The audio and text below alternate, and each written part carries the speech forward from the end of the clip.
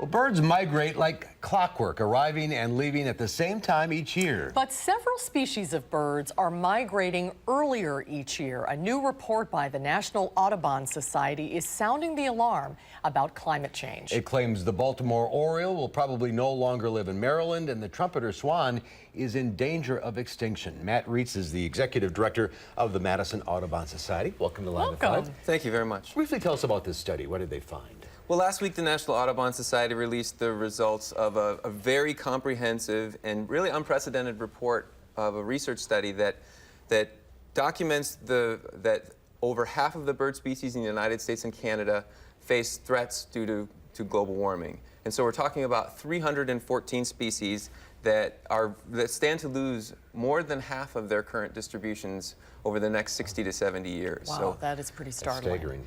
Well, climate change, of course, is very controversial. So whether you are a believer or not, why should we all be concerned if bird patterns are changing? Well, birds, besides their aesthetic and inspirational value, they have a lot of actual ecosystem service value. So, for example, birds provide billions and billions of dollars worth of ecosystem services in terms of pollination and in pest control.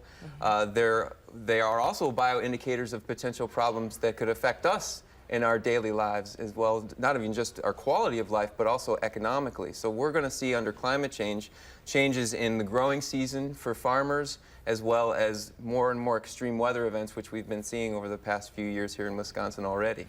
But if one species moves out, does another one move in? In some cases, yes. But what's really alarming about this is that we're seeing changes in species that are really abundant and species that have long been part of Wisconsin's natural heritage that we grew up with and we want to preserve for our kids and our grandkids. So species like hermit thrush and wood thrush, which have beautiful songs, and warblers, which we might no longer have here in the breeding season, and even really common species such as bald eagle or even the ubiquitous mallard may no longer be here in the breeding season. And you know, imagine going to northern Wisconsin in July and not hearing a loon on the lake. Right. So Minnesota and Wisconsin stand to lose their breeding populations of common loon within the next 60 or 70 years, which is... I was going to ask you, what time frame are we talking about here? Well, it's predicted over various time scales, up from 2050. Well, they do it over a series of years.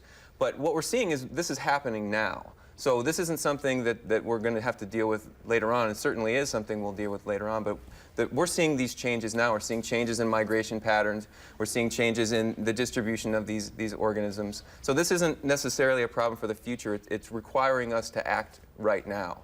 And there are basically two things that we need to do in order to stem the tide. And the first is that we have to preserve the places there are birds now. And so Madison Audubon Society has had a really nice track record of preserving and restoring habitats where birds are flourishing. We also need to make sure that kids are educated and have a foster conservation ethic. But really importantly, we have got to start talking about climate change in the now. This is not something we can kick down the road again.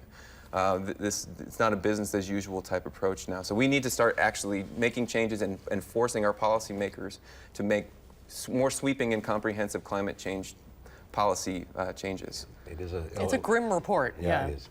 Can you do something about the crows that wake me up every morning? Crows are incredibly intelligent. Yes, they are. They know when I'm sleeping. Really Matt, thanks for being with us today. Thank you very much. Nice to see you. Well, up next, the chemical